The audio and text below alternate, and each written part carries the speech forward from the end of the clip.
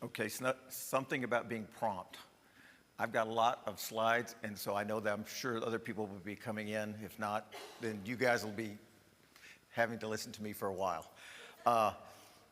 Colin Thompson's going to lead us in an opening prayer, and Elijah's going to lead us in a song, and then I'll get up here, and if people need to get up and use the restroom, you get bored and you want to decide you want to leave, it's more than you anticipated, feel free. So I'm excited to share my experiences with you. And so I hope that you will find this time we're spending helpful. Colin?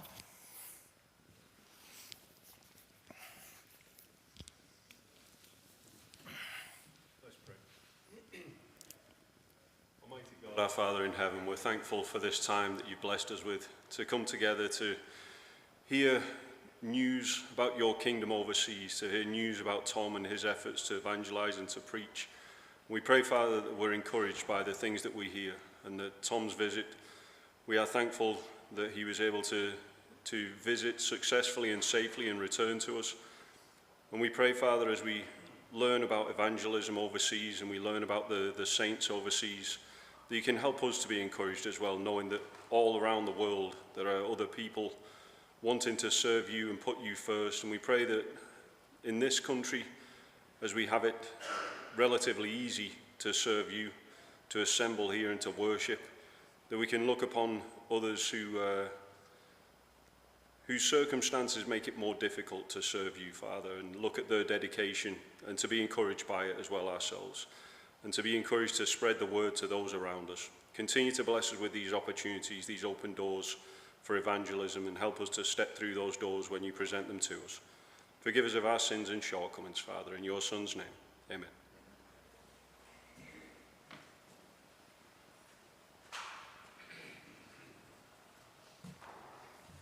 Let's sing more about Jesus.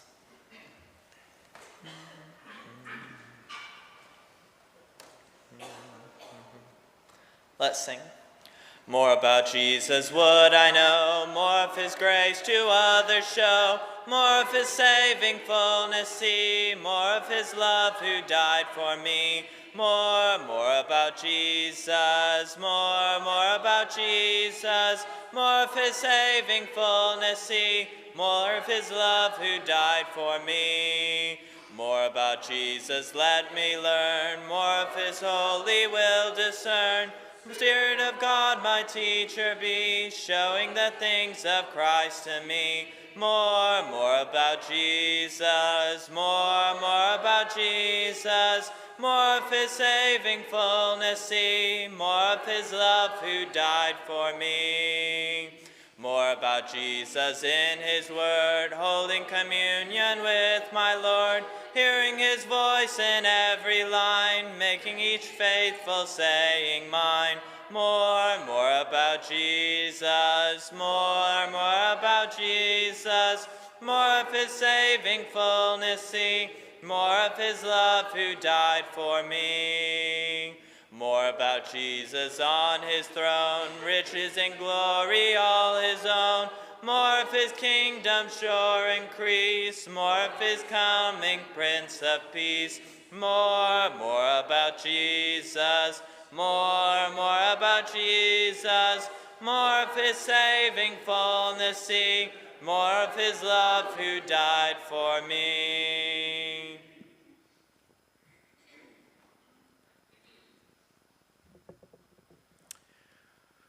Let me start off by saying that not everyone can go to Africa. Well, not everybody is in a place in their life like I was. This happened to be this year. I mean, I had retired last year, worked, and I'm still semi-retired. I'm still working. But I had this opportunity. Felix and Patrick came in the fall and talked about going to Africa and the things that they were working on. And I said it interested me that I might like to do that, and something I had never done before. Everyone's in a different phase in their life, so not everybody can just drop what they're doing and spend 17 days in Africa. But that doesn't mean everybody doesn't have a part. As a matter of fact, there's one slide I'll talk about later where people have a part, and I didn't even know about it until I was over in Africa. So if you contribute to the work of the church here, you also are supporting this effort that I went through. First off,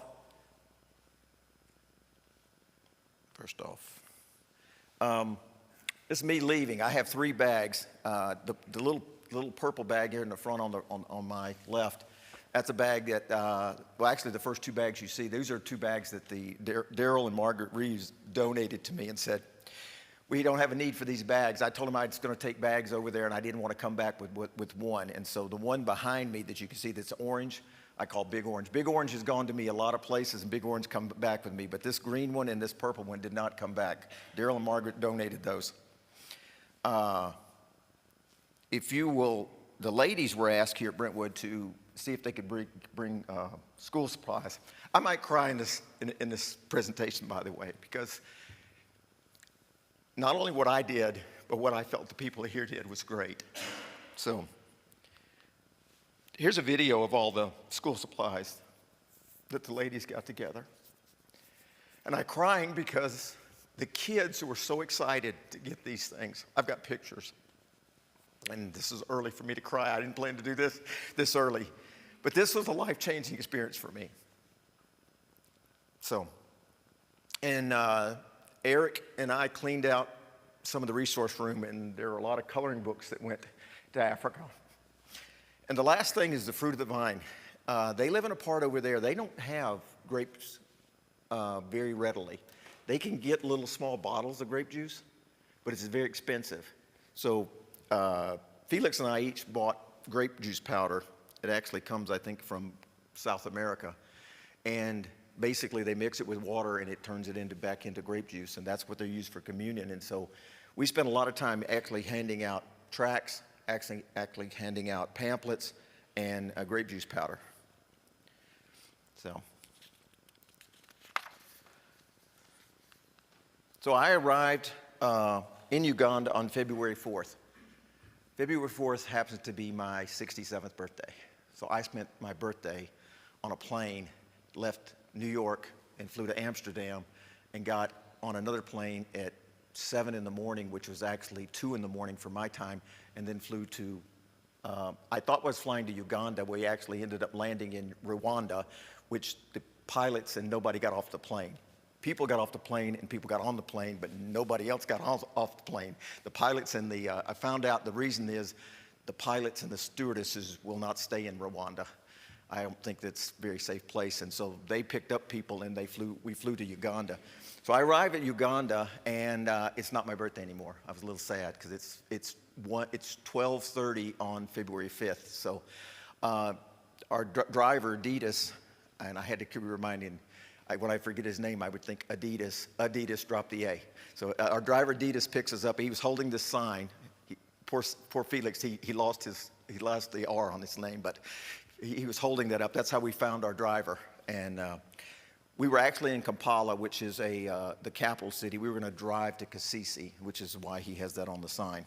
So for everybody, for all the young people, I'm actually 6'7". For those of you who might be a little challenged on, and me included, Uganda's right here. Kenya's right next door. So we had flown from Amsterdam all the way down to here. Kampala is this little city right here. The city we were going to is over here. It's called Kasisi. If you notice that you've got to drive this little highway to get there, which doesn't look like that far. It is.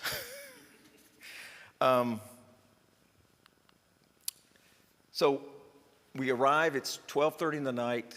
We have no money. First thing we do is we stop at an ATM at 1 o'clock in the morning. We go in and we draw cash. We go get enough cash to pay for our hotel room.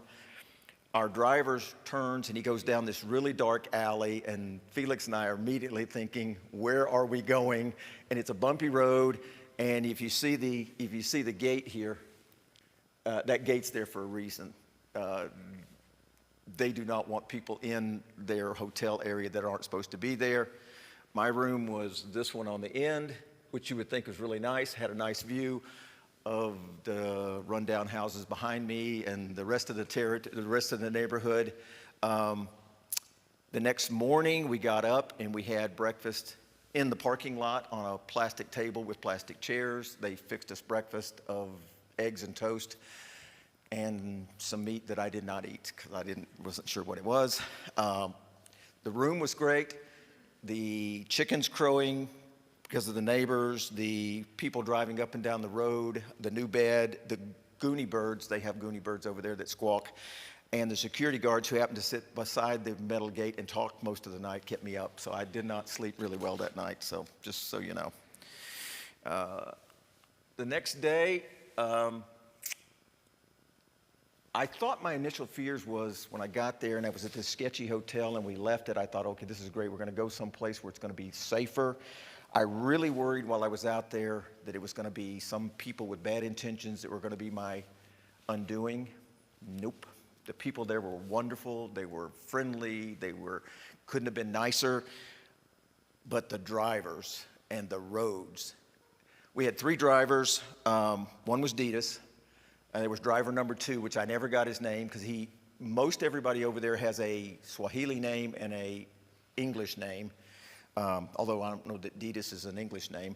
The second driver never gave us he gave us a Swahili name, which I couldn't pronounce, so I kept just, hey, driver, or whatever. And then we had Peter, our last driver. So we had 3 different drivers. You might think that this road on the left is a side road. That is actually the main road. That line I drove, that was the main road for about 30 miles. It's like you were driving down Interstate 40 and then you hit a gravel road for 30 miles. So that's what you were driving on. I give you this. We had just left the hotel, and I'll give you an example of what the traffic's like over there.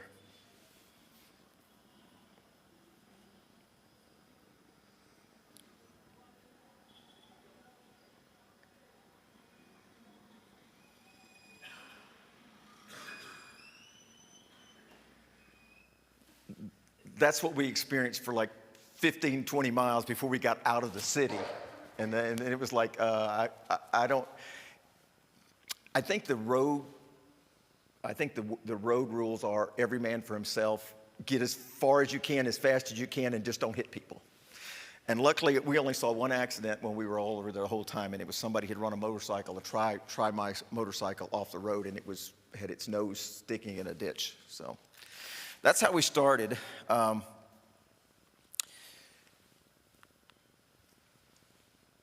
We got 20 or 30 miles outside of Kampala, and I'm looking up and I'm thinking I'm going to Africa. I'm going to be in a jungle. It's going to be 115 degrees. It's going to be horrible. The humidity's going to be terrible.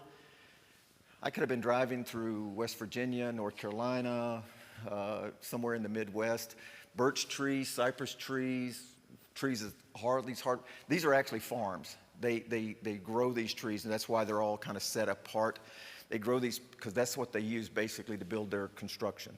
They put poles, and then they put bricks, and that's what and some of these are high rises that are made with poles and sticks and bricks. So I'm actually 20 miles from the equator, and we got there and it was 72 degrees. And coming from here when it was 22 degrees, it was a really welcome relief to get there when it was 72 degrees, but it was nothing like I would have expected it to be.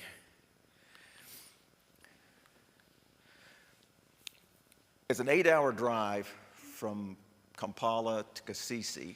It's only 230-something miles, which means we averaged about 33 miles an hour for 7 hours.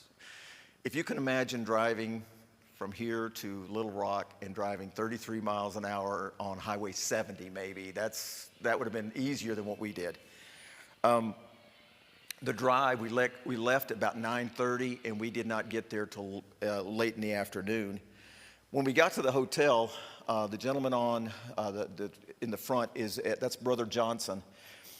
He's one of the preachers. You'll see him again. He ends up baptizing 25 people while we're there. The gentleman in the back in the yellow coat, he's actually the manager of the hotel that we were staying at. And this is right outside our rooms. We were actually divvying up the supplies, and the grape juice you see here, that's the combined grape juice between what I brought and what Felix brought. we divided the supplies, the school supplies, the grape juice, and the tracts and the books 50-50. Half of them were going to stay in Uganda, and half of them were going to travel with us to Kenya. Inside the school supplies, some of the ladies had given me a box of mechanical pencils, and he picked it up and he looked at, Brother Johnson kind of picked it up and he looked at it, and he kind of held it out, and I took it up and I took the pencil and I clicked it out. I said, "It's a pencil," and I gave it to him and he wrote with it. And I was helping do the supplies, and he, about a minute or two later, he kind of taps me on the shoulder and he goes, "How do you get it back in?" And I had to tell him, push the button and you pushed it back in. He was like, I just assumed it was somewhat comical to me, but I'm sure it was interesting to him. So we basically, after the day's travel, we spent, and got there, we sorted this out. Next morning, so we had just traveled, we got there on Wednesday night, we got there on Wednesday night, traveled on Thursday. The next day would have been Friday. So on Friday, we were going to go up into the hill country. And when I mean going up in the hill country, I mean actually literally going up into the hill country. Surrounding the city of Kasisi are a bunch of mountainous regions. And specifically, we were going to see 3 people, and we were going to make a couple extra stops. We were going to do all it in one day, so it was going to be a long, long day. The first one was we stopped at this church, the Ibanda Church. It is a church that Brother Felix has got this 501(c)(3). It's called All Things in Common, and I think we've mentioned it at some point. And they're as much about helping churches as also helping orphans and helping Christians throughout the world, especially over in Africa, help meet the needs. This church did not have a church building. The All Things in Common charity gathered $8,000 to build this church building, so that Felix had not seen this. So this is I know it doesn't look brand new, but this is a brand new building. This is the inside. This is the only church building where we went in where the men sat on one side and the ladies sat on the other. All the other churches we went, they all interspersed, but this, I thought that was an interesting situation. The ladies were on the right and the men were on the left. You noticed on the previous slide, this Matthew 16:18, that's the verse that they have. I tell you, you are Peter, and on this rock I will build my church, and the gates of hell shall not prevail against it. That's the verse that they had on there. That table is actually, that table is in the back. You can't see the table, but that table is right back there. That's the Lord's table, Lord's Supper table. This was on gotta give it days. This was on Friday, so that wouldn't have been used. We had Brother Felix asked people to raise their hand. How many people in the church here had a Bible? You want to guess how many people in the church had a Bible? 4. It's a church of 30 or 40, and they had 4 Bibles. So we were going to buy them 10. Basically, first thing Felix would ask was, who can read? We assume everybody can read. They can't over there, so there's a lot of illiterate people. So first off, is one of the criteria before you got a Bible is, can you read it? And then the other admonition was, if I give you a Bible, please do not sell it. And I know that thing's weird, but Bibles cost, over in Uganda, they cost $15. $15 is a lot, $15 US dollars. $15 is a lot of money over in there. I know it's hard for us to fathom $15, but people would actually sell a Bible if they thought they could get something from it. Church building cost $8,000. Brother Jehoshaphat is the preacher. I quit trying to remember their Swahili names because I couldn't remember them, so I'll call them by what they called themselves.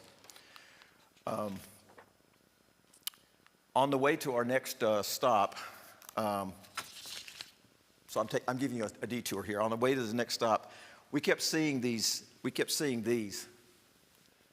and they're smoking, and the smoke's coming out of them. And of course, I'm like curious, what are these? What are these? And so the preacher that was driving with us, his name's Brother William. I'll point him out later. He said as a kid, he used to make bricks. And so the kid right here, we stopped and talked to him. I don't have his name. You see the form he's got in his hand. He's basically digging mud out of the side of the hill. This would be like he just went out here in the yard and started, if you're on that hillside, you've got the right kind of composition for building bricks. They basically take the bricks and they put them in, take the bricks, they put them in, they lay them out. They lay them out long enough where they get hard enough, and then they stack them. And they stack them into this thing right here. It doesn't look like they're bricks because that's not. They stack them all, and they make little tunnels all in there, and then they pack it with mud, and then they put firewood in there, and then they have a big fire, and the fire goes on probably for 3 or 4 days. And what they're basically doing, they're curing the bricks, and they end up like that. So that becomes that. And you see that's an area where the smoke was allowed to go up underneath, and there's the bricks. And while we were there, these trucks would come by. They're like little dump trucks. They're not quite big because the roads are terrible, but they're little dump trucks. They would come and they would stop on the side of the road, and they would go through the bricks. And if you got a good one, they got paid for it. If it's a bad one, they just throw it over on the side. So you needed to be pretty good at brick making if you're going to make any money. But that's the heartbreaking thing is that that's what this boy does every day. He's making bricks every day for his family to get by. So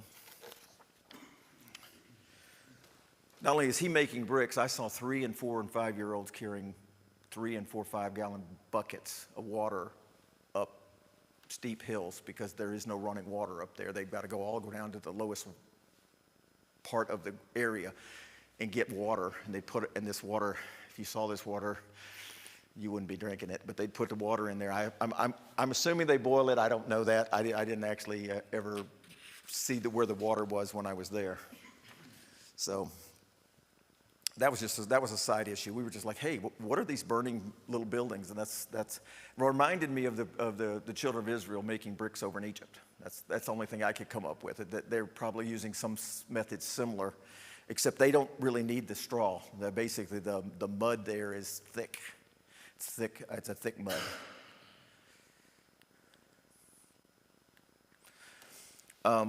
Our next stop, we left there and we went to Brother Enoch. Brother Enoch this is Brother Enoch right here.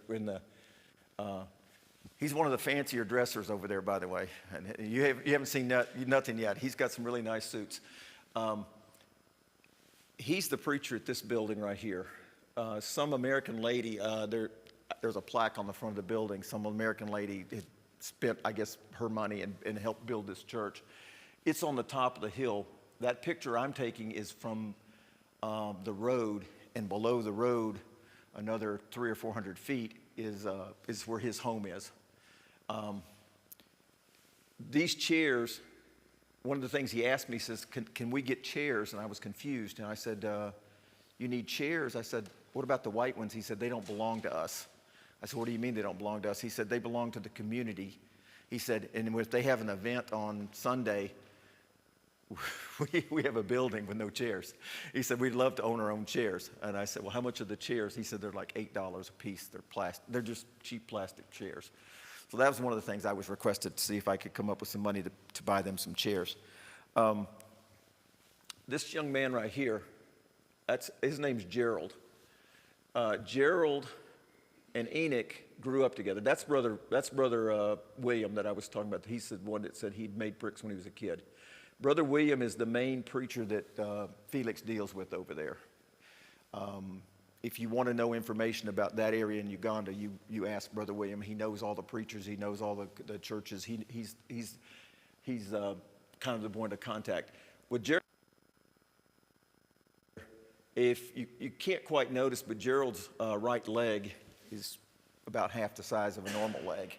He got polio when he was a kid, and so Enoch used to carry him around on his back. So Gerald doesn't have any family, so when Enoch got older, had his own home, Gerald moved in with him. So Enoch and his wife don't have any kids, but Gerald lives with him.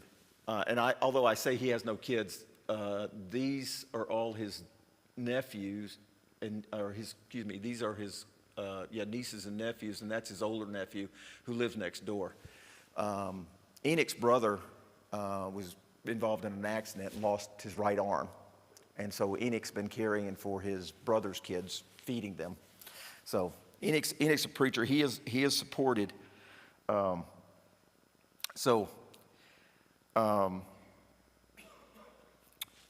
wheelchair you see right here, it's an electric wheelchair.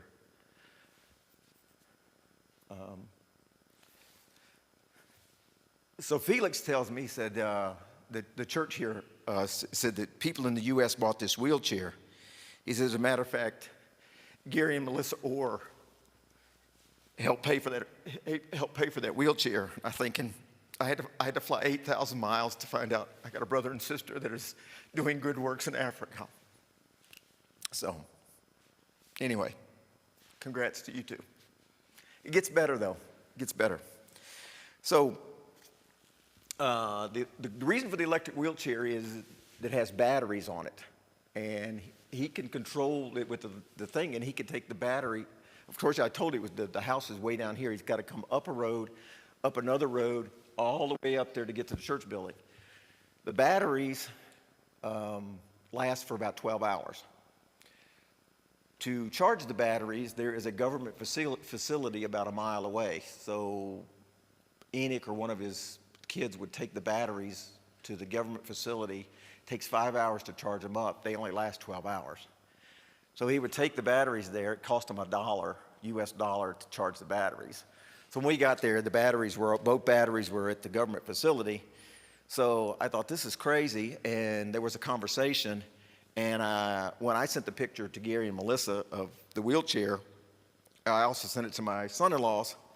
And they said, why can't we get a solar panel and put a solar panel above it to charge the batteries? And they said, if you can send us the specs on that, we'll see if that'll keep them from having to take the batteries down there. The batteries will constantly be charged. So I thought, well, that would probably be a great solution. I just don't know how, if I'm going to gather all this information and get it to them to get it back to get this solar panel. So Gerald has been attending a school for the disabled to make shoes. And there was a government official who just ran in the last election, and he was paying for Gerald's food. The school's free, but you had to pay for the daily meal. Well, the government official lost the election, so he told Enoch that he couldn't afford to pay the money for the food. So both Felix and I gave $60 apiece. Part of the money came from the benevolence fund that we were given. I was given money for travel needs over there, benevolence. So we both kicked in $60 each, which would cover his food for the 2 months. We did that before we left. We get to Kenya, we get an email from Brother Enoch saying the government has decided they're going to cover the food, and so he used $120 to get the solar panel. So there you go. God works in mysterious ways. So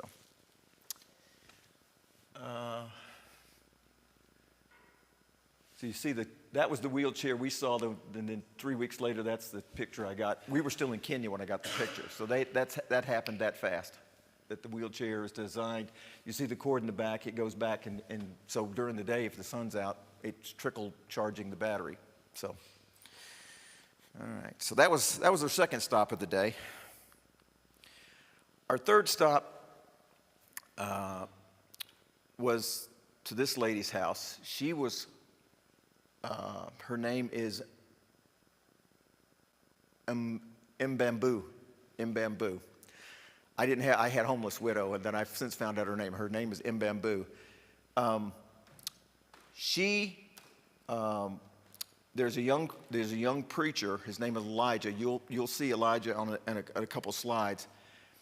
He found this lady living on the streets in Kasisi, and he talked to her and found out that she has land, the land that house over here on this side, the land that this house is on is her husband's land. He had died. There was no house there, but she had owned this piece of land, but she didn't have any way to build a house. So we pull up, we pull up to go to her house.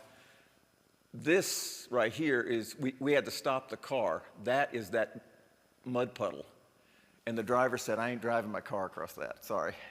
So we walked up the hill about a half a mile to get to the top of the hill to where her house was. She's living there with, these are her 3 grandkids, and the gentleman in the black is her son-in-law's brother. So that would be her. Her husband died a few years ago. Felix worked with them to build this house. I know it doesn't look like a brand new house, but that's a brand new house. As a matter of fact, this right over here is where all the mud came from to mud the house. They bought the sticks, bought the tin for the roof, and they used the mud like right next door to mud the house. She was so excited to show us the house. A year ago, her son-in-law died. So that leaves her daughter, 3 grandchildren, and the brother of the son-in-law who died. So they're all living there at the house. Her daughter was away in Kampala working. So this was, we went by there to see the house because the Christians here in the U.S. had helped support and buy and build that house for them. So these are some of the things that Felix has been involved with.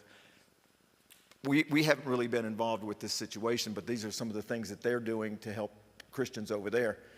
I had Starburst candy I brought with me from the U.S., and so I handed the candy out, and I immediately looked at one of the young people. One of the young kids was getting ready to put the whole thing in his mouth. I was like, wait a minute, you got to take the paper off first. So the only thing she asked us was the outhouse. They don't have indoor plumbing. They don't have water. They have outhouses. It reminded me of when I grew up. I'm not going to ask for a show of hands, but I have used an outhouse. I don't probably anybody over the age of under the age of 35 probably has not. I see people like, yep, I've used one. Their outhouses aren't the same. There's no place to sit. Just it's 4 walls and a hole in the ground. So, but she had an outhouse, and they had built it, and it was down the hill. And we looked at it, walked down and looked at it, and she said, yeah, it's not finished yet. And I said, yeah, where's the roof? And she goes, she didn't have any money. So we left her $27 to buy 10 sheets of tin to put a roof over the outhouse. Otherwise, if it was raining, you'd just get wet. So I stopped at the top of the hill, and this is Felix and the preacher. They're walking down the hill. I gave them a head start. As you see, I caught up to them. I'm still pretty spry if I want to be. So, next, we swung by the Kitswamba Church.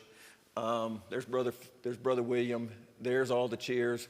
This is on Friday. We're getting ready to have a gospel meeting that starts on Saturday and goes on Sunday, and then we're going to have a preacher's meeting on Monday. So this is basically the beginning of the preaching. We stopped by there, and then we went to this house. Now, talk about wanting to cry. You may want to cry with me on this one. This is a grandmother and her daughter and grandkids. We stopped by to see this particular lady. Her name is Malaya. She's also a widow, but this is her grandson. This is her son, Elijah. He's the one that got the other widow off the street. He's a young preacher at a small congregation in the downtown. And this is William, at the church we're going to be preaching at. This is him. And I took this picture, and you may not notice it, but Felix is in the background. That's the widow. That's Elijah's mom. She's standing there. Before we left, we'd gone in the house. This side of the house is basically a sitting room and where they eat their meals. They actually cook their meals out here. They were actually cooking supper out here on basically 3 stones and a fire, and they had a pot sitting on top of it. I don't know what they were cooking, but they were cooking it. And I'm taking this picture with these two, and I hear Felix saying, no, no, no, no, no, no. She had gone out and got her only chicken and wanted Felix to take it as appreciation for them having built this house for her. This house was, she was living in a house. I saw these houses. There's some houses that the roof starts right here. Basically, you crawl in and you sleep in the house. You cook outside. You do everything outside. All you do is sleep in the house, and the houses were like this tall. Well, she was living in one that was in worse shape than that. It was basically just sticks. And so Elijah basically talked to Felix and basically built this house. Now, it's in the middle of 2 really nice houses. You see this house over here and this house over here. There's some really nice houses between. But you had this garden here, and I saw the one chicken out there. Before we got gone, she had gone and grabbed the chicken, wrapped his feet up in a cord, and was trying to give it to Felix. And he's like, no, I don't want your only chicken. You keep the chicken. I know you're appreciative of the house, but I'm not taking your only chicken. So that took a little persuading for her not to force the chicken on us. I don't know what we had done. We couldn't take it to the hotel. I don't know what they would have done. Can you cook our chicken for supper? I don't know. I kind of felt like the widow with 2 mites. She was willing to give up the only source of food she was probably going to have because she was so appreciative. It's like we should be that appreciative for what the Lord gives us. That's how appreciative. Elijah did mention that he had been being supported. Felix supports so many preachers over there. Felix and his associates support so many preachers over there. Sometimes, and he requires them to give him a monthly report. And if Carrie was here, Carrie would like a thumbs up to that. He requires them to give him a monthly report. If they don't get a report, he won't send them their support. If he doesn't get a letter or some correspondence, he won't send it because he doesn't know that. Well, Elijah said his phone had not been working, and he hadn't gotten any support since November. So we gave him $36, which would be enough money for him to feed his mom, his sister, her husband, and the 5 kids. He was so appreciative. And then after Felix talked to him, Felix sent him his regular support the next day. So another heartbreaking thing was I'd taken candy with me, Starburst, while I had given out to Starburst. I don't know if anybody ever give out Skittles, get the little packs of Skittles for Halloween. They're this big. They have like 7, 8, maybe little Skittles in there. So I give Grandma 2 of these. She tears it open. She gives each one of them 1. And I'm thinking she's going to open the other one. She goes, these are for tomorrow. Anyway, so we left that house and we went to the bookstore and we bought 40 Bibles. 40 Bibles cost $600 US. They're $15 for whatever reason. That's Uganda's poor country, but Bibles cost $15 in Uganda. Kenya is a more wealthy country. They only cost $8 in Kenya. So I'm not 100% sure what the dynamics of that is. So that was the day. It started, we left early. We left at 8:30. We got back to the hotel about 8 o'clock that night. That was a full day of driving into the country. Yes, Adam. Andrew. Do all these people speak English? To some degree. Uganda and Kenya were British colonies, so they teach English in school. Most of the younger people speak more better English than the people than the older ones. Some of them are really hard to understand their English, but most of the younger people are studying. The interesting thing about schools over there, you're required to send your kid to school, but you have to pay for it. It's not like there's no free public education. You're required. They find your kid's not in school, they can fine you if your kid's not in school somewhere. I can guarantee you there are a lot of kids working, making bricks and doing farming and stuff that should have been in school that weren't. So that ended our day on Friday. On Saturday, we had our 7-hour gospel meeting. So I'm going to ask you who's going to sign up for a 7-hour gospel meeting. You're going to start at 10 and you're going to end at 5, and you're going to go all day. You will get a break for lunch. So we started the next day at Kitswamba. Felix preached at 10 o'clock. We got there. The song leader was already leading singing. We got there, so they'd already they probably had about 150 or 160 when we got there. When the day ended, there was about 340 people under the tents. Felix preached both lessons that day. He preached a lesson on Samson, and so he preached in the morning. After his first time of preaching, he got finished. This is 5. 1, 2, 3, 4. These are 5, but 10 people got up and obeyed the gospel after his preaching that morning. So Felix was preaching. One of the ladies that's not up here yet comes up, and this baby's crying, just squalling. So Felix just walks up and takes the baby out of her arms. He sits down. In 2 minutes, the baby's sound asleep. I just thought it was interesting that he didn't make a big deal out of it, just went and got the baby so she could be there. They were introducing all the people and who they were and what they were going to go baptize.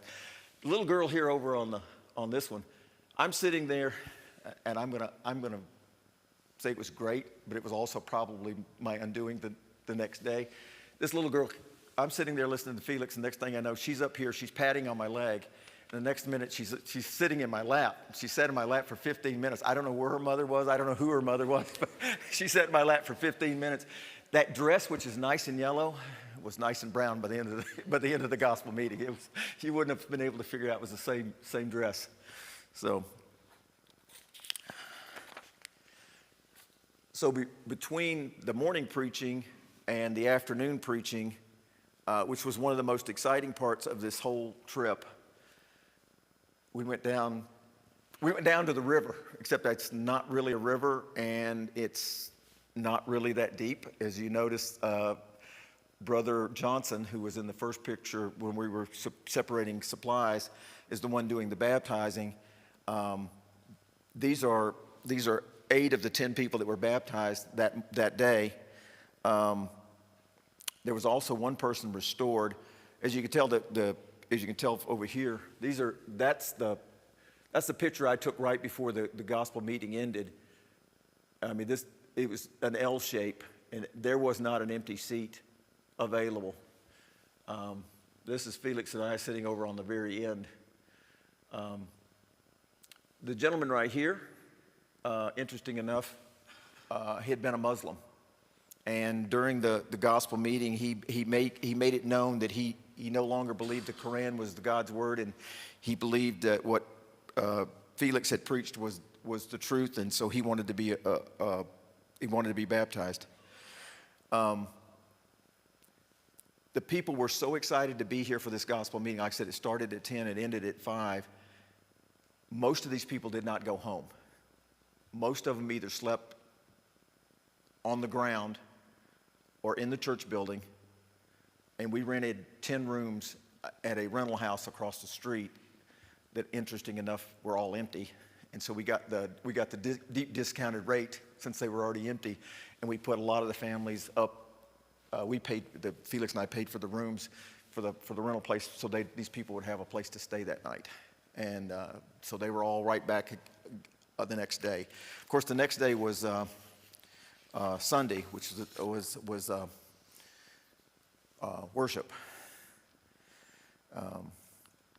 This was the most interesting day for me of the whole trip, and I'll tell you why. I woke up at 4 o'clock in the morning with a terrible stomach ache, and it got worse. And by 6:30, I was feeling miserable, and so I had got up, took Pepto, Imodium. I was really feeling rough. I laid back down. We got ready to leave about 8. I decided, since I was the first speaker and Felix had preached twice the day before, that I was not going to let him go solo. So I powered through it. The only 2 pictures you'll see up here are the only 2 pictures that I have of Sunday, because I left and left my phone in the room. That's how bad I felt. I think I was barely conscious to get to the car. We get to the back to the church building.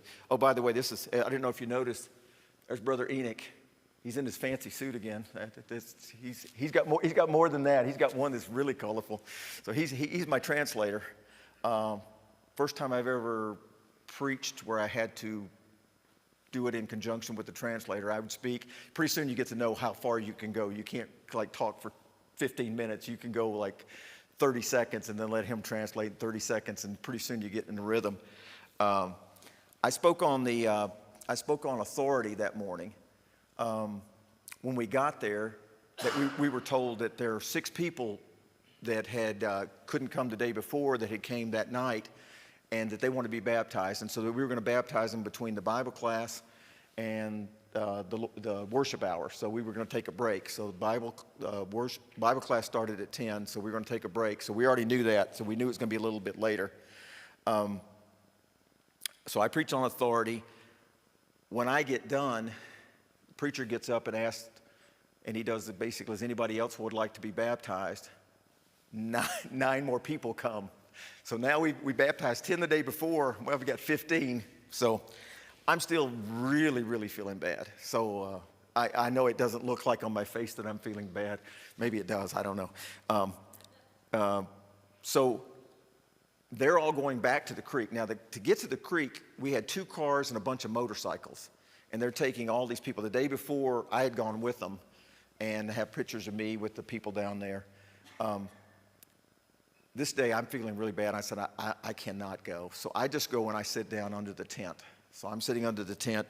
They take these 15 people, which is going to take about a good hour to take them about a mile down there, baptize them all, get them all back in the 2 cars and the motorcycles, and get them all back up to the hill.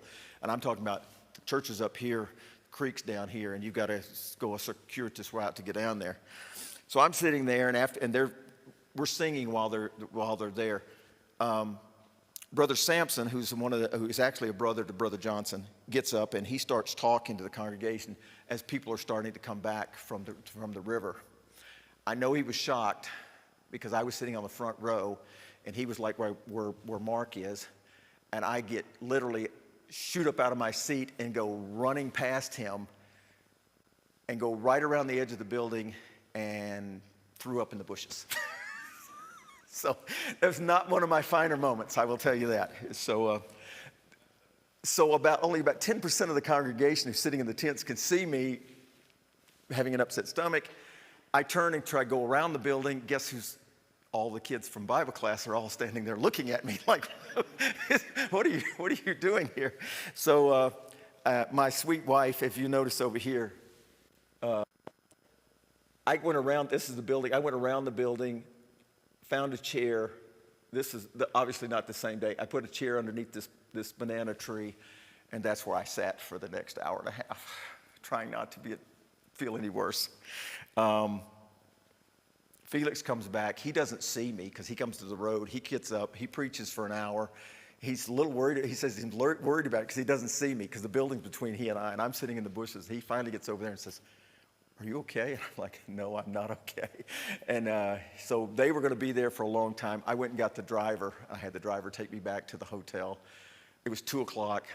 I went straight to my room. I laid down at 2 o'clock. I slept for 12 hours. I got up at 2 a.m. in the morning, and I'm like, "Hey, I can call Sherry. It's only 5 o'clock, and tell her what a great day I've had." So 2 o'clock in the morning, I was feeling better. So that's they call that they call it traveler's illness. I was going to blame it on the girl the little girl in the yellow dress, but I don't think it's probably just the water. So that was my Sunday. That was not one of my better memories of that day. This is Monday. Monday we have a preacher's meeting. I got up and spoke first. I spoke on being a Barnabas. It's a lesson that I would preach 3 times while I was over there. It's a lesson I've actually preached here from the pulpit. It's about being someone who encourages others, and it's also someone who gives second chances. And it's totally different from the authority lesson I preached. It's totally different. It's basically help one another type lesson. And it was well received every time I preached it. So, and I've had 2 preachers that have texted me and emailed me and said, can I get your notes from the Barnabas lesson? So it's obviously pretty good if they're asking for the notes. So they didn't ask for some of the other notes, so then maybe those weren't as well as were received. The young man right here, Felix is a very stickler. He's a farmer out in Missouri, besides being a preacher. And he told me, he said, I witnessed it 2 or 3 times, from the preachers and other Christians, they would take the wrapper off, just like the Starburst candy. They take the wrapper off and they just throw it down. Didn't matter, it was in near yard, on the highway. We think we have a litter problem over here in the U.S. Everywhere you went, there's little fires out on the road. That's where they burn their trash. But a lot of people don't even burn it. And you'd see, it was weird. You'd just see these ladies with the brooms, and they'd be sweeping the front part of their house, and there'd be a wall of trash over here on the property line, and a wall of trash over here on the property line, and maybe some of it out front burning. Felix was basically told the preacher, he told William, he said, this is God's property. This is God's home. He said, basically, take a little pride. And I don't think William was listening. And so he told this young man right here, who aspires to be a preacher, he's only like probably 12 or 13. He told him, he said, if you will clean this place up of all the trash, I'll get you whatever you want. He said, I'd like a phone. And Felix said, if you clean up all the trash, I'll buy you a phone. And the kid, he said within a day, the whole place was spotless. And so Felix last year bought him a phone. So he was my shadow. He shadowed me for, I don't know, I guess. I didn't buy him the phone, but he was my shadow. I think he wanted to, maybe I was better looking than Felix. I don't know. I don't know what. So,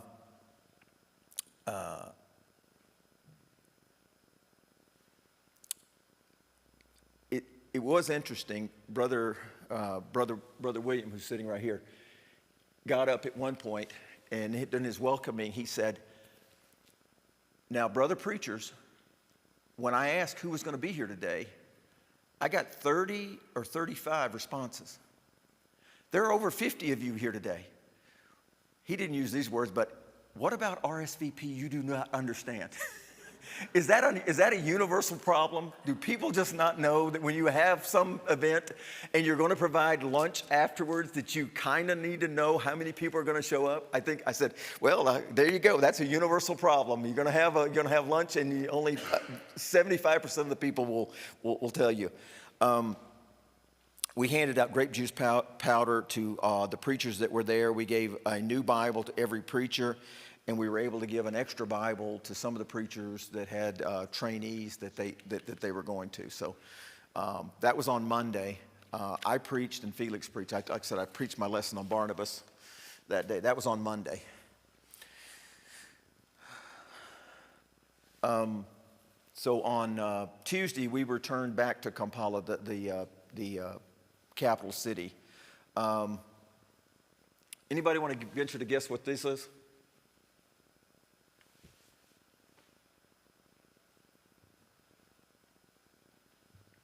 British colony. Tea farms. These are the nicest farms out there, tea farms. They go for miles. They're really, really nice. They're owned by conglomerates over there. They have a lot of tea. Anybody want to tell me what that is? That's milk in your tea, by the way. Just thought that was dad joke. That's free. On the road from Kampala back to Kasisi, we never got stopped by the police. We got stopped 3 times on the way back, 3 different times. First time, they checked his driver's license, the driver's license. Second time, they came up and they checked his insurance card. Third time, they made him get out of the car. I thought, oh no, and they parked, and they made us park where we couldn't get out. I thought, oh no, this is not good. And all Felix kept saying, they're going to ask for a bribe. They're going to ask for a bribe. Well, no. They wanted our driver to pay his speeding ticket that he had gotten 3 months ago. His fee for driving us from Kasisi to Kampala was $125 US. His speeding ticket was $78. So he had the money. But the interesting thing, I saw him take most of the money and stick it in his shirt pocket. And he negotiated with the police officer, and they kept calling, and he got his ticket knocked down to about $52. So he got about $25 knocked off. So he paid $52 of the cash I had just given him like 10 minutes before when he got pulled over to pay his speeding ticket so we could go on back to Kampala. So that was a little bit, that put us 35 minutes late getting to where we wanted to go. So that was an interesting. I thought, oh no, this is not good. Felix and I, after staying in that other hotel, we just needed to splurge a little bit. The other hotel, which was nice, I'm going to use Super 8 motel like nice, was $45 a night and included breakfast.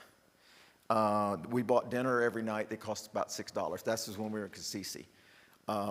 We got 2 rooms here at the Premier Best Western for $145. And what the Premier gives you is air conditioning, which we didn't have, gives you hot water, which we didn't have, and a nice bed, which we didn't really have. So this was our splurge between Uganda and Kenya. So I apologize for splurging here if anybody wants to take me to task on that, but it was really nice to get an actual hot shower.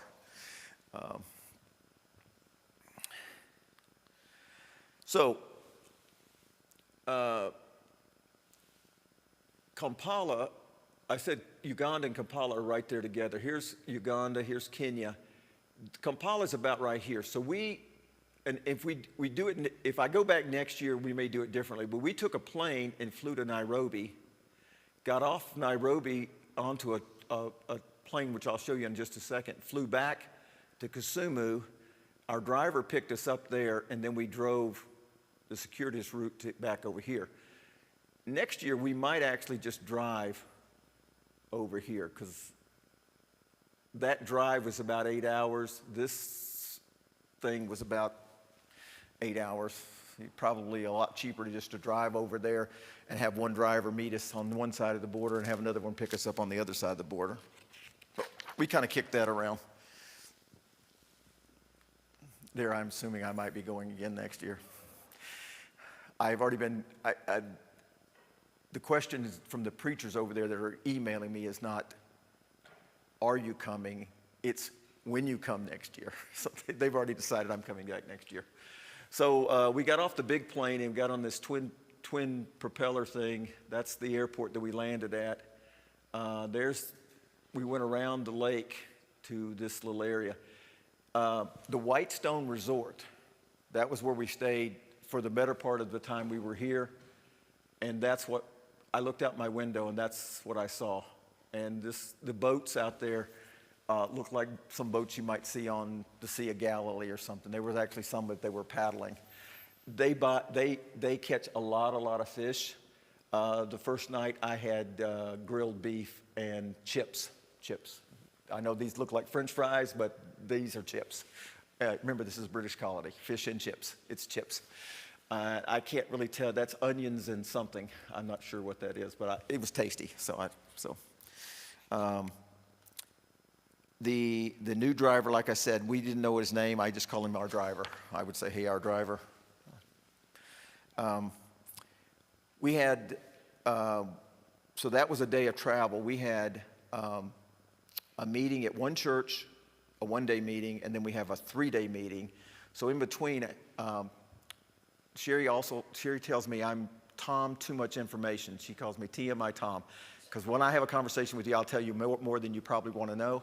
And most of you have probably already experienced that, so you probably can tell me to shut up at some point if you've heard too much.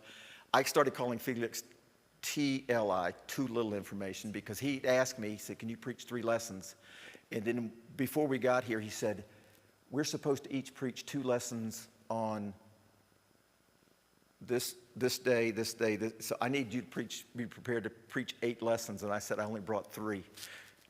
So I've already preached the 3 over here, so I could preach them 3. So I'm 5 short. So I'm on the email to Sherry saying, send me everything that I have ever preached or taught over the last couple of years. So that's how that started. So the meeting is at the Ruga Church of Christ. I'm not going to spend a lot of time here. Kennedy is the preacher. He is a nice young man. He's the one that's right here. He's translating. We gave each of these men 3 Bibles, one for themselves, 2 for members of their congregation, and we told them to give their old Bible to some member. They could keep a new one, give their old Bible away. Felix spoke. That's me. That's actually me speaking. I know it doesn't look like me, but it's me. And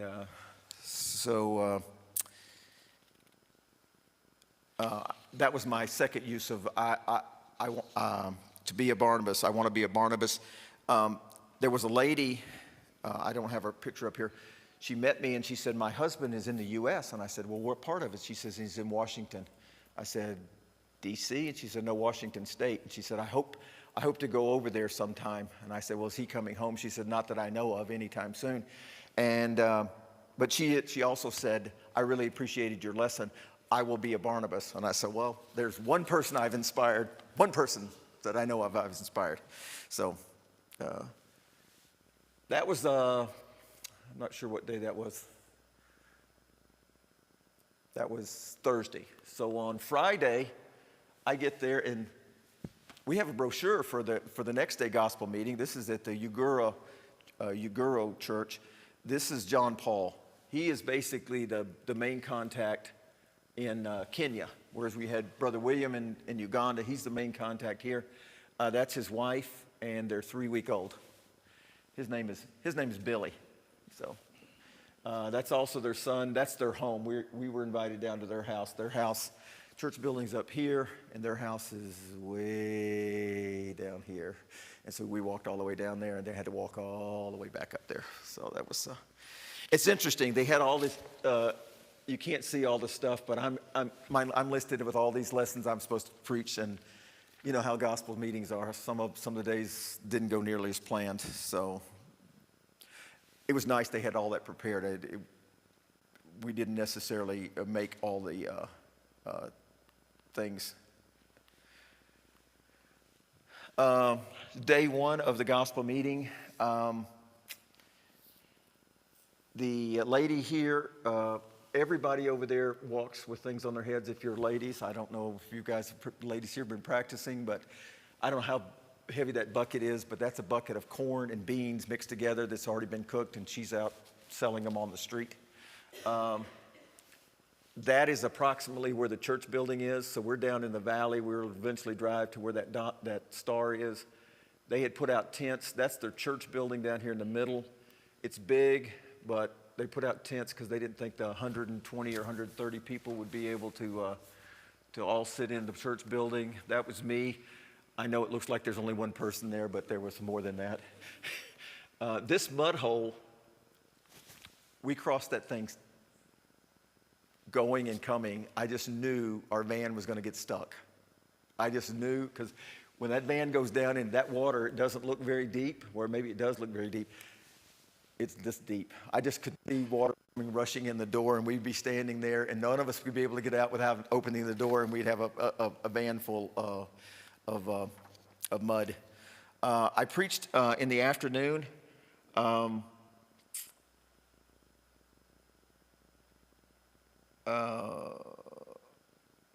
Felix started the day. He preached. He was going to do an overview of the book of Acts. He preached first in the morning. He preached the book of Acts.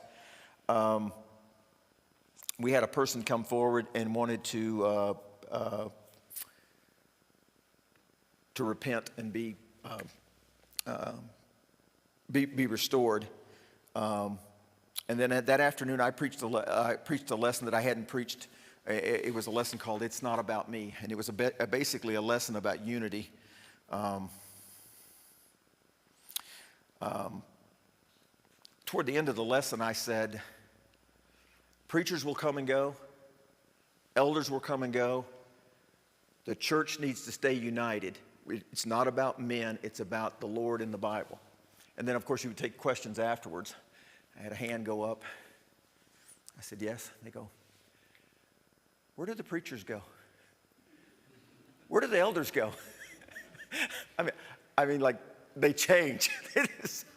It's amazing what the questions, there were some really hard questions like, if my husband is not a good husband, can I divorce him? We had some of those questions, but some of the ones that I got seemed like kind of maybe threw me as like, where did the preachers go?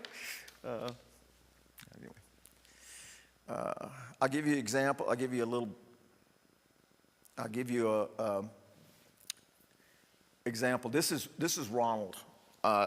This is a young man that I'm hoping that maybe I can convince my fellow elders to support. This young man is working with a church of about 25. It's a new church.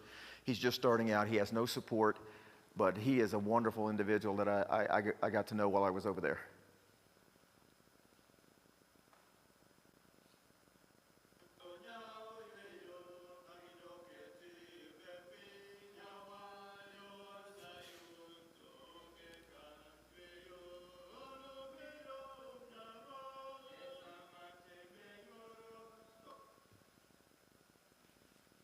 So that's just a sample of them singing in Swahili. Couldn't sing along, but I will say this. A lot of the songs that we sing, they use the same melody. I could tell. The problem is I was having trouble coming up with the English words while they're singing Swahili. Even though I knew the melody, I couldn't come up with the words because the Swahili words were confusing me, and I couldn't figure out how to put the English words in there. But there was an interesting... As we left, we go through a preserve, and Felix said, stop. And we got out and ran and went to the fence. This is during a highway. We went to the fence, and as you can see, there's a giraffe right there. And there's actually another giraffe in this picture right there. So this is our first glimpse of the savannah. I was like, oh, we're actually in Kenya and actually saw a giraffe. It was really exciting. So we drove through there. This is the second day of the meeting. This was on Saturday. The night before, we left about 5:30. They had supper, and then one of the local preachers had a evening worship. They had two people that wanted to be baptized. So before we got there on Saturday, they had gone to the river, a different river. We didn't go with them. And then they had gone and baptized the two people. So when they got there, we had two brand new brothers and sisters in Christ. Basically, this view right here is from the church building. When you look out from the church building, if you walk to the edge of this tent over here and look down, that's what you look at. It sits up on the hill. I remember I said it was up on the hill. This is what you look. This is looking down. This was Valentine's Day, so my Valentine was here, and I was over in Africa. So sometimes you do what you got to do. Felix, as we were driving, Felix noticed all these Seventh-day Adventist churches were all meeting on Saturday. As we were driving to the gospel meeting on Saturday, and Felix said, I'm going to pivot. I'll preach my Acts lesson. I think later in the day, but he said, I want to speak about Seventh-day Adventists. So ironically, he preached a lesson about not meeting on Saturday at a gospel meeting on Saturday. So just wrap your head around that one for a minute. So I also followed up with a meeting, 7 Habits of Highly Effective Christians. And it's basically taking Stephen Covey's book on 7 effective habits and then basically putting Christian principles to it and on how we should work. And it's basically a lesson on cooperation. By the end of that day, there were also 3 other people restored and 2 other people baptized. And so at this point in the meeting, we'd had, in between Kenya and Uganda, we'd had 29 baptisms and 4 restorations, which I thought was pretty worthwhile. Only thing Felix and I were a little concerned about was, why did all these people wait to get baptized at the gospel meeting? That was something that Felix would preach on about, is don't wait. If somebody wants to be baptized, don't wait. So the last day of the gospel meeting was Sunday. We both only spoke once. Felix taught the main lesson and it was on the resurrection of Lazarus. I had taught during the Bible class time I actually used a lesson that we had used on here back in the fall on attitudes. I had, in the back classroom, I spoke on the attitude toward others, and I took that Bible class lesson and I turned it into a sermon. And when I got ready to take questions, usually we'd preach a lesson, then you'd ask if there's any questions, and we'd had all kinds of questions about dancing. Can you go visit a denominational church and just hang out there and not be considered worship? And they were just, the questions came from everywhere. I think I already said, can I divorce my deadbeat husband because he's not earning enough money? I mean, the questions just ran the gamut. I got done and asked the question, and then somebody raised their hand and he said, what, in your lesson, what does killing them with kindness mean? Not every one of the idioms we use in the U.S. translates really well into a sermon over there, especially if you're borrowing one that you've already used over here. So I had to think about that in the future. I can't just use everything. So when we left out after Sunday, it was early because most of the time we were going from like 10 o'clock to 3 or 4. Today we just, after the Lord's Supper, which there's the Lord's Supper, there's the Lord's Supper emblems and more traditional, passing them out. As burros and sheep and goats, the people just let them go out and eat the shrubbery on the side of the road, and it's your responsibility not to run them over. You run them over, you buy them. So basically, it saves the government from having to cut the grass all along the roads. They let the people eat. So this was the one day that we became tourists. After Sunday, we drove right through the Ruma National Park, and we had just decided, since we saw the giraffes, we were both so excited, and we were just right there. We said, like, hey, Sunday afternoon, we got time to kill. We're going to go to the preserve. And so you get off, we have to stay, we go to the entrance ramp. Are you from Uganda? Yes, $5. You from Uganda? Yes, $5. You from Uganda? Yes, because that was the preacher, his nephew, and the driver. Are you from the Uganda? No. Where are you from? U.S., $50. So it was worth it. So you take the van, you drive in. We drove around. I saw a lot of different things. There's a rhino. It looks like 2, but that's a big black rhino, and there's actually 2 females. If you look down here, that's the 2. Well, we were pretty close to get this picture. Some of the things we weren't too close, like those are a bunch of giraffes over here. We were pretty far away. I got a good picture of this one that was up and walking. The rhino decided we were a little close, and we had gotten a van, and the driver got a little concerned, so he turned the van and pointed it away from the rhino, and we had all got in the car and we're getting ready to go, and he goes, rhino's after us. And nobody got a good picture, but if you look in the mirror of the van, that's the rhino. He was chasing us. He wanted us gone. And we were driving along, and the road came to a T. Well, he originally was running behind us on the road. As we got closer to this T, he turned off the road and was going to cut us off because he thought we were going to turn right. We actually turned left, went farther into the park, but he'd had enough. He'd had enough of the bothersome tourists that was bothering him. So I don't know if you could. Again, it's not a great picture. I didn't have my camera. I had my cell phone, so I mean I was doing the best I was doing the best I could. These are 2 zebras, I guess, if you see those right there. So.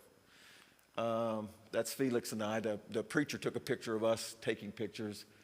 These are 2 these are African buffalo.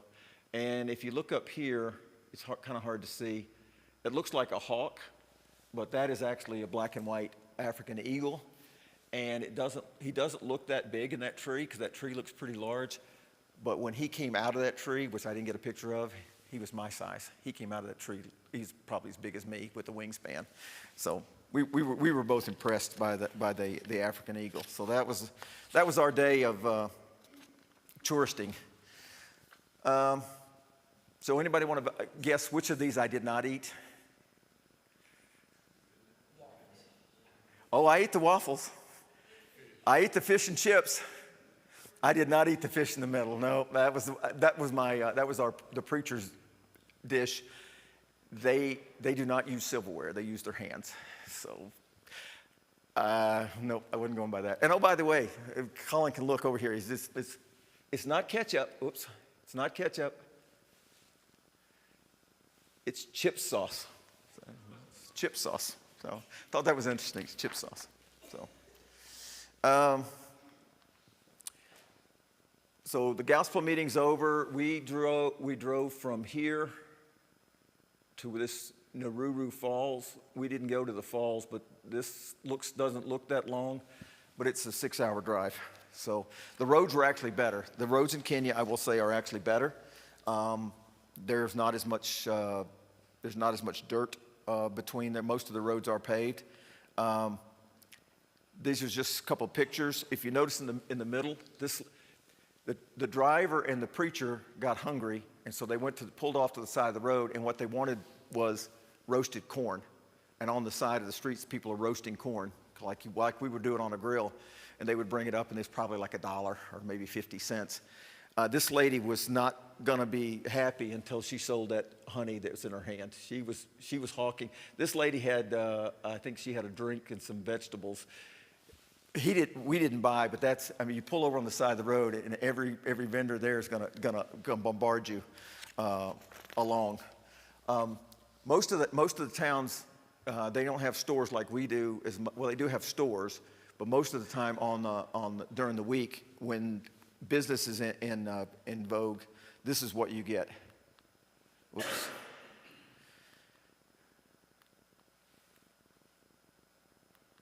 Well. If you notice, everybody's got a little stand on the side. They're selling shoes, they're selling clothes, suitcases, car parts, backpacks, trinkets. Very few people have cars. Most of the people ride around on motorcycles. So I was instructed, keep your phone inside the car. I said, if you keep your phone out, said you might lose it. So, as a matter of fact, you can see me. There's me in the front seat with my phone a little bit back. So, we get to Naruru. We separated out the remaining supplies that we had. We were going to take 10% to the church we were going to visit the next day, and 90% was going to the orphanage. The orphanage is at the Bridge of Hope. So this right here is the front of the hotel. That's the entranceway to the hotel that we were staying there. Not quite the premier Best Western, but it was. They had a nice chef. He really was a pretty good cook. I don't know where he got his training, but he was a pretty good cook. So the food there was pretty good. After a day of driving, we had a Bible study. Obviously Felix, there's John Paul. He's the one he went with us. He was going to stay after I left. He was going to stay with Felix. They were going to have a preachers meeting after I left. And he also helped preach at the church that I'm going to show you that we visited on Wednesday. And he was going to make sure Felix got back to Nairobi and gone, because I was going to be gone earlier than Felix, and he didn't want Felix to be in country by himself, basically. This gentleman is the local preacher in Naruru. This is Tabby. I'm going to call her Tabby number 1, and you'll explain that in a minute. This is James. So we were sitting out front of the hotel. That's my actual room. That's my room. That's Felix's room. We sat in the front in the lawn and had a Bible study that lasted about an hour and a half, and then we bought all of these people lunch. We take things like lunch at Jason's Deli and Chewy's for granted.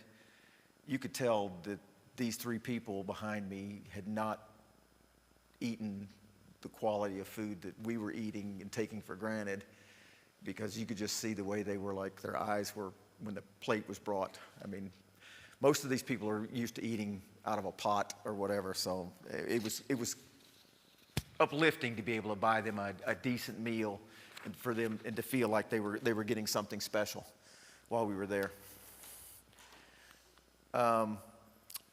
Bridge of Hope, Church of Christ, and Orphanage. I'm not going to get into the It's a church, and it's also an orphanage. And as far as that, I'm not going to get into that. I just know that there's 40 orphans living here. This is Tabby number 2 right here. And this is Brother Honey. Felix kept saying, we'll go see Honey. I kept thinking Honey was a lady. But come to find out, Brother Honey that's his Brother Honey. Now, this is Mrs. Honey right here.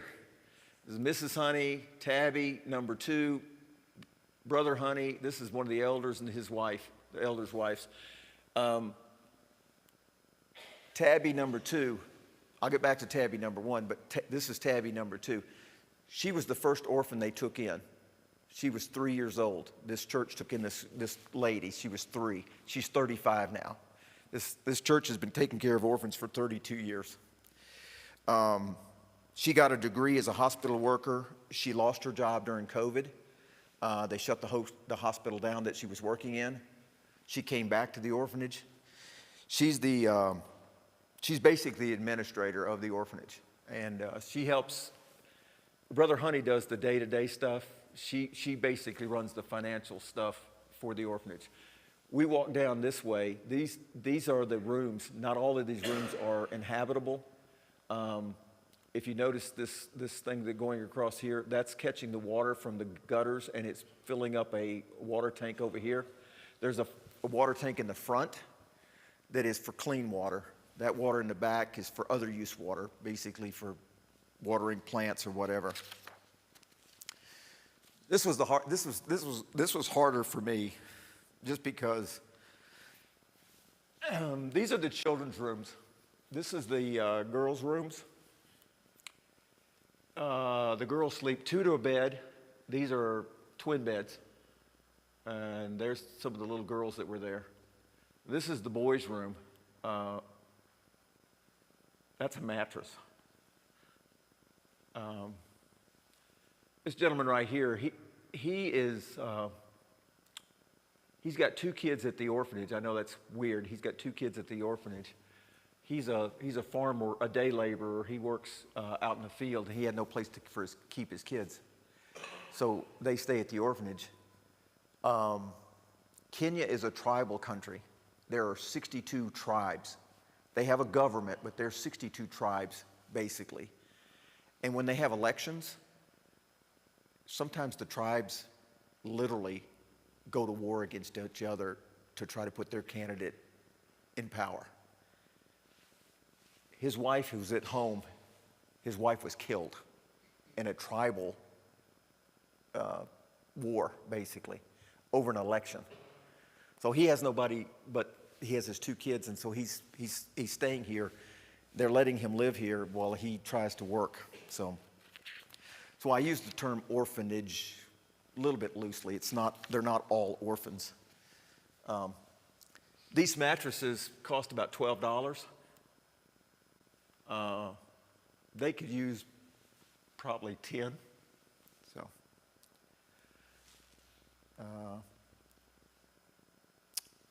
that's a better picture of I thought to myself, if that's what I had to sleep on, I would be. This is the shower room, and I bring that up because I said shower room. There's no water in there, and it was explained to me that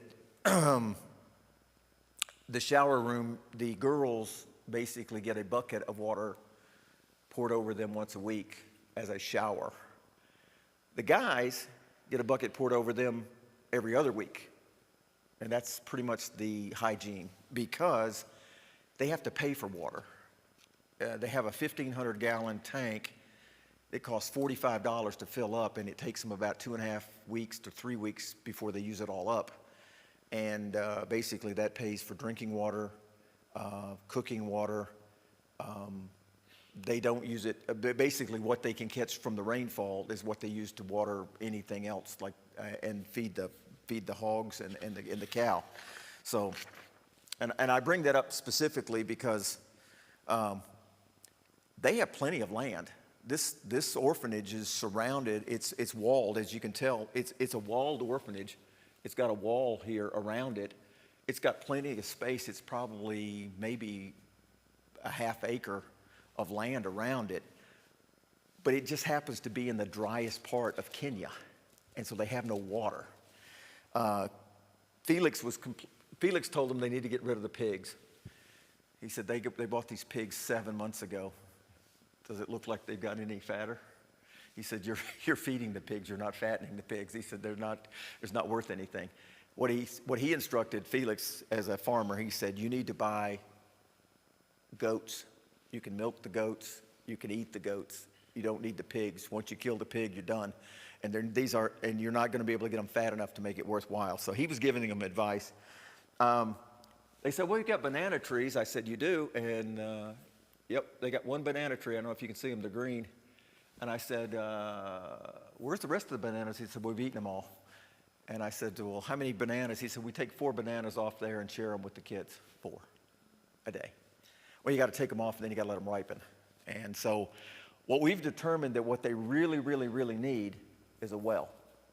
And I was talking to Veronica today, and I said, this orphanage could be self-sufficient if they had water.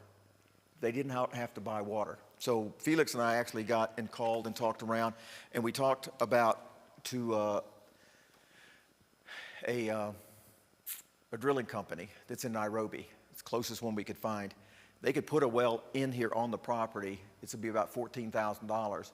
But not only would they be able to farm within their acre within here, because this right here is the pigs, basically the pigs enclosure. They actually have 6. They have 2 in this one and 4. They do have 1 cow, but I don't know that 1 cow is going to give enough milk for 40 orphans. It's probably not much to go around. So we've talked about what are the possibilities we could raise enough money to get them a well. It would be maybe life-changing for them, because not only would they be able to have water to water the garden, water enough food. I mean, they had plants out in this area, and they had little plants, but most of them were like this, and you could tell they were water starved. In the church building, I did a lesson on unity. We were not supposed to speak here, but well, 2 preachers walk into a church, and who's not going to ask them to speak? So I'm giving a lesson from my phone because I didn't bring my notes. Over here on this, I'm handing out candy to American handing out sugar to kids in the middle of the day. As you can see, there's the ground. It's got plenty of ground. It's just you can tell how dry it is. One of the ladies there, she was pointing out all the things she had planted, but it was like, here's a little tree, or here's a little papaya thing, and they were all like, I don't know how they were ever going to get anything off that. Behind this orphanage, there is a big wall, and there's a big factory there, and the gentleman who owned the factory was spending a lot of his money helping support the orphanage. Well, he died last year, and his family, they don't support the orphanage at all. As a matter of fact, they've already told them they're going to sell the factory. So that was a big part. They lost a lot of their support from that. We distributed the school supplies. Most of them went here. If you can tell, that's all the kids there. You would have thought Santa Claus had arrived. They all colored pencils, glue. They were exciting. These ladies and men were signing up here to get their names. Felix said he would give them a Bible if they would take their name. What he basically wanted to do is get our name on a piece of paper, so next year when they ask who needs a Bible, well, Tom, your name was on the list last year. We gave you a Bible last year. What happened to it? Like I said, they've been known to sell their Bibles, so you just want. This is a group of ladies and gentlemen that were so excited to get a Bible. This is outside. I don't know what the attraction. Little girls happen to end up sitting with me almost everywhere I went. This is the most heartbreaking story. I keep saying that, but this little boy, they call him Little Brother. His parents left him at the mayor's office when he was three weeks old. He's 2 now. So. The people in Gilgil, this is where the orphanage is. They know if they have an orphan or they have somebody that's in need. They just call them and they'll take them. They don't ask questions. They will take the children and they will do the best they can for them. So So, after the orphanage, we went from Gilgil to Navasha, which is where the church is. The zebras over here on the left are on the reserve. The baboons, they're in the street. You can't contain them. They're up in the street, and they're all out there with their hands up like this. They wanting you to throw them something out of the car. They're looking for food scraps. Car's going about 40, 45 miles an hour, and I was a little fearful some of the baboons were not going to make it through the day. But I didn't see any that were injured. So this was Wednesday. This was the day before I left. This is the little church of Navasha. The Tabby that had Bible study with us she started this church by herself. She had moved to this city of Navasha. There was no church there. She, through her own efforts, converted 15 ladies. And so they're basically a church of 16 ladies only. And basically this where they're meeting is basically in a garage that's it's on a side street. I mean, it's literally, you could probably park that van that's out front that we rode in. That's about all you could get in there if you parked it in there. And there were 27 of us in there that day. And we were, as you can tell, we were wall to wall. I think, this is my third Barnabas lesson. I was the only one that spoke here that Wednesday. The lady in the middle her name is Stella. She was an orphan. Her and her sister were orphaned when they were probably in their early teens. They've been getting along by themselves. She's now in college. She knits and crochets stuff. I've got a package coming of some stuff that I paid her to do for us. I don't even know. I'm not 100% sure what it is. I didn't really care. So I paid her for that. Felix picked it up. She finished it after we had left. So she's sending it to us. Tabby had, this is Tabby right here, right there. Tabby, after she had converted these 15, she actually had a Bible study with James. He was in that earlier picture. And she converted James. When she converted these other ladies, she baptized each one of them. And when she converted James, she wasn't sure what she was going to do. So she called that other preacher that was in the Bible study, and he said, bring him up here and I'll baptize him. And that was a question she asked of us. She says, is it okay if a woman baptizes a man? It's not a question you usually get over here. That was an interesting conversation. I'm not going to go into where that conversation went. But the question became is there other opportunities or is there other options? And like I said, I won't go into that conversation. That was an interesting conversation. But she basically told James when he converted, guess what? You're the preacher, you're the Bible teacher, you're the song leader, and you're the prayer leader. Congratulations. He's like, uh-oh. He was very reluctant, but now he has grown spiritually a lot. He was hit by a car last year and almost died. He was still recovering when we got there. So Felix did not spend, I preached the lesson Barnabas, and then Felix spent probably an hour. We'd spent more time at the orphanage than we had intended to, so we got here late. And Felix really didn't want to drive at night, but we ended up driving in the dead of night, and there's no lights on these roads, and it was dark when we got back. That's what Felix was trying to avoid. But he spent quite a bit. He spent probably 45 minutes talking to each one of the ladies, trying to find out what monetary needs they needed. So I'm almost done, by the way. That next day was Thursday. I was picked up, headed back to the airport. It's a 3-hour drive. Basically, from where we've gone from Nauru to Gilgal to Navasha. When we went back to Gilgal to Nauru, and then when I went to Nairobi, I went back to Gilgal, back through Navasha to Nairobi. So I made that same trip twice to get home. this picture right here, these are antelopes. They weren't on the gate. They weren't on the, that's where the reserve there, the zebras were. They happened to be at that's not a very good picture, but I guess if you want to keep up with your burros, you just write a number on them. I guess that's how you keep up with them. So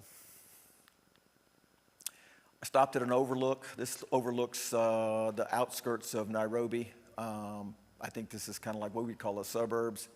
My last stop was to buy souvenirs for the grandkids here, this little shop. Spent every last dollar I had, every last Kenyan dollar I had. I didn't really want to bring any of it home because it's pretty much worthless. These are goat and sheep skins. They turn those into, they sell the meat, skin them, and then use them for capes.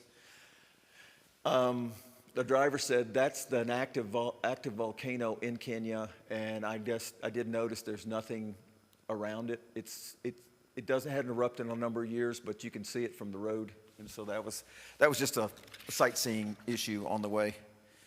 I finally got to Nairobi, and I recognized some modern things that I hadn't seen in since I landed in Nairobi and saw it from the air. This picture right here is the airport at Qatar. If I had been a week later, I could not have gotten out because this is closed airspace now after the war. I was walking, this was the upper level, that's the lower level, that's where I guess the local domestic flights are. I was in the upper level. You got to remember Qatar has got a lot of petroleum wealth. Let's say I walked by the Louis Vuitton store, I looked through the Brooks Brothers store, I walked by the perfume store. I saw stores that you would see in Green Hills in the airport here. So that was, I knew I was getting closer and closer to home. So I did appreciate the prayers that were said on my behalf while I was gone. The picture over here is what I took. I did not shave from the time I left till I got back. My granddaughter said, "I don't like it. Can I have the old ditty back?" That's what they call me. Can I have the old ditty back? So I had to shave my beard so she would feel like I hadn't come back as somebody new. And that verse, that's probably why if I go back, I will. I've gotten relationships with 4 or 5 preachers over there. I never used WhatsApp. I didn't even know it existed, but they all use it because it doesn't take minutes or whatever. And so it's interesting. There's a 9-hour difference. So they're telling me good night as I'm telling them good morning, and so I have to remember what time it is. And so some of the preachers over there and I are still in contact with one another. Some of the needs, and then I'll be finished if you'll bear with me just a minute. One of the preachers over there came to me. He's missing 3 teeth that were knocked out. I told him I would pay for the dentist if he'd go to the dentist and see what happened. He went to the dentist. The dentist was $50 for the dentist. The dentist says he needs 4 more teeth taken out in dentures, and that's about $1,200. So I didn't volunteer on the $1,200. I just tell him I'd pay for the dentist. So I've got to do that. I did mention the weld for the orphanages. That's going to be about $14,000 if we can pull that off. The mattresses are $12 a piece. I figure they need at least 10 of those. The one preacher that's preaching, $100 a month sounds like very little to us. $100 to them is significant. So there's a couple preachers I would like to maybe start supporting. John Paul, the one with the baby, he has no transportation.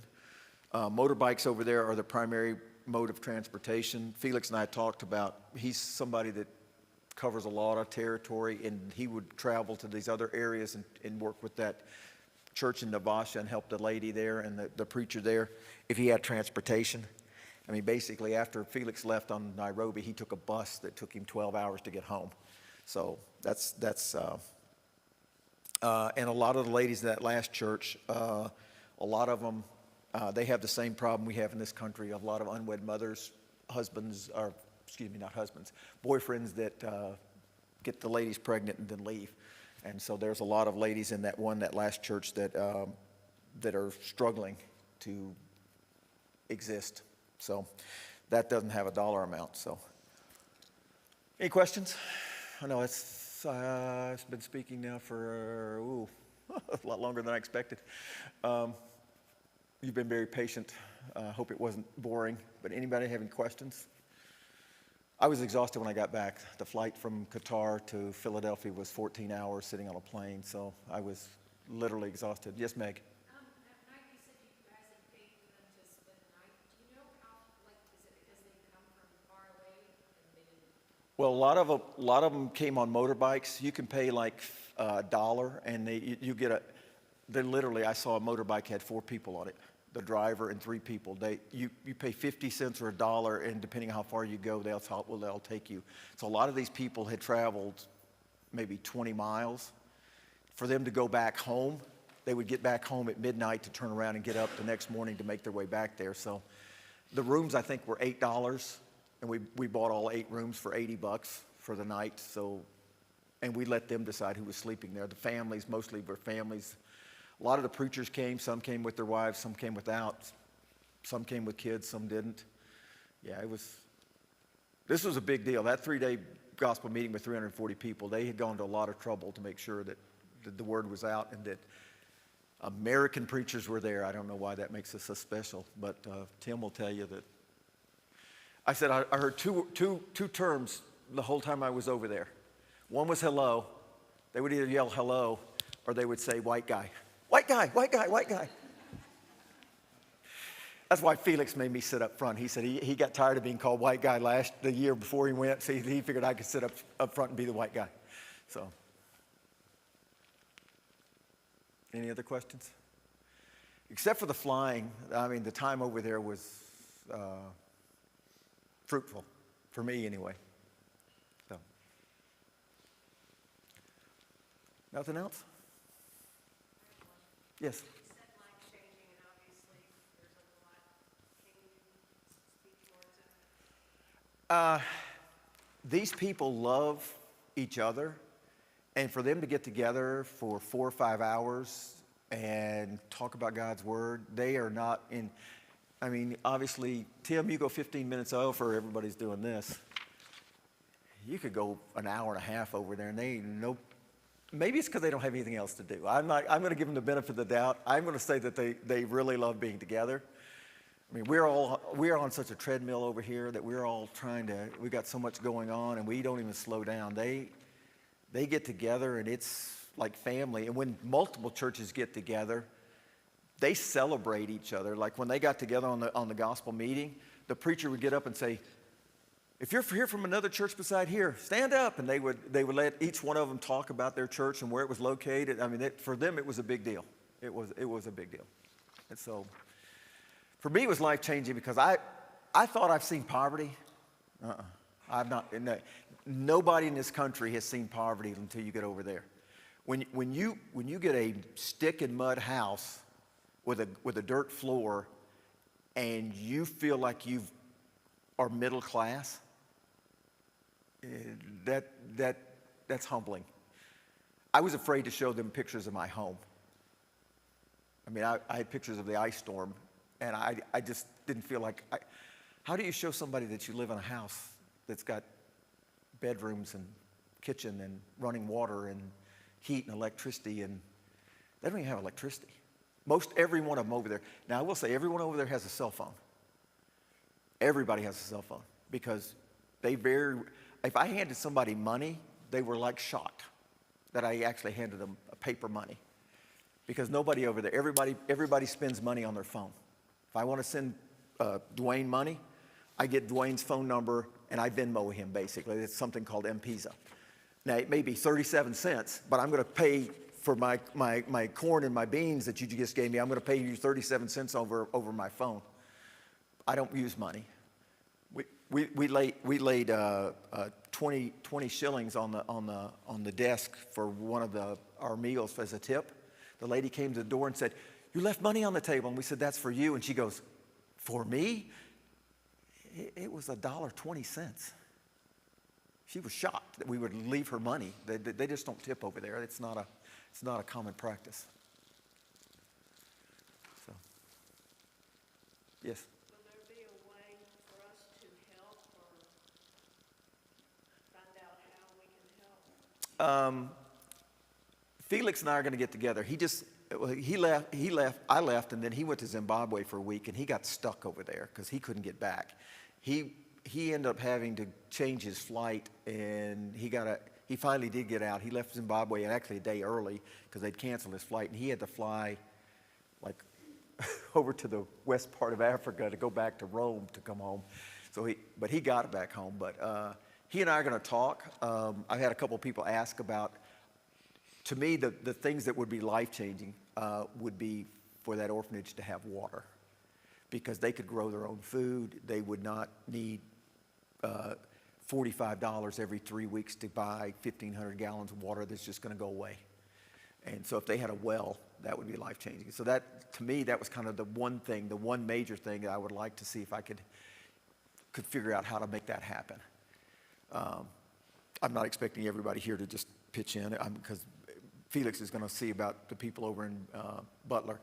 His charity, All Things in Common, takes in a lot of money, but if you had a specific desire to get something to a specific preacher or for a specific need, if you designate that money, he's going to do it whatever it is you wanted. So kind of like the wheelchair, if somebody had decided they wanted to spend $150 for the wheelchair, that money goes straight to the wheelchair. If you have a preacher that you want to get money to, you let him know, and he gets it to whatever it is you want. He's not going to take your money and decide, because it's not like the church where you give the money to the church and the elders decide where it goes. If you designate some money to go somewhere, so if people did designate money to go to the well for the orphanage, that's where it would go.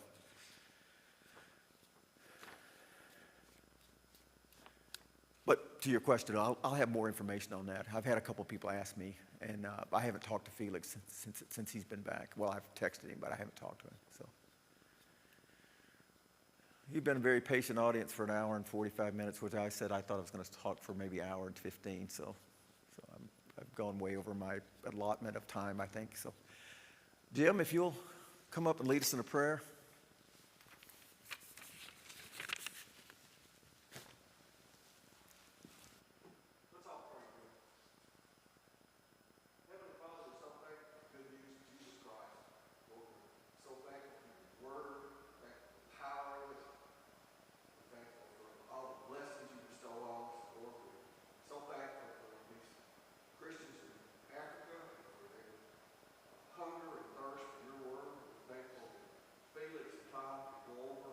Share that good news with them and give encouragement to them. Lord, help us not to take for granted the blessings we have here. Help us to be generous. Help us to be looking for opportunities to help others. Help us to be looking to share that good news with them, but also to lift them up in their times of need. Lord, you've been so good